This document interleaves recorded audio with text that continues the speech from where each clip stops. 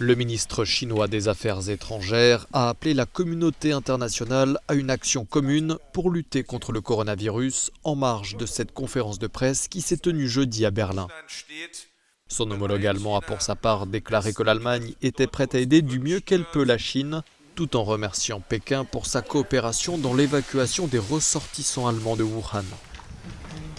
Jeudi, les autorités chinoises ont annoncé plus d'une dizaine de milliers de nouvelles contaminations qui seraient liées à la mise en place d'une nouvelle méthode de détection. D'après ce que nous comprenons, il ne s'agit pas de 13 000 nouveaux cas ajoutés. Il s'agit d'une reclassification de cas suspects en attente de tests, mais qui ont maintenant été définis comme confirmés sur la seule base clinique.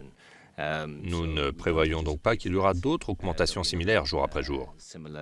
Mais nous prévoyons que nous aurons maintenant des cas confirmés en laboratoire et des cas confirmés cliniquement en provenance de la province de Hubei.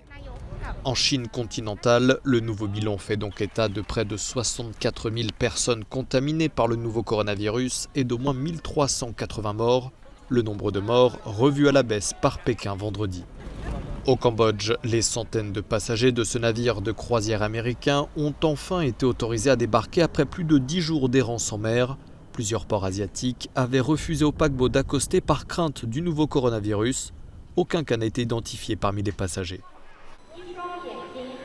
À Wuhan, épicentre de l'épidémie en Chine, de nombreux patients attendent en quarantaine dans les 9 hôpitaux temporaires comme celui-ci mis en place dans l'urgence.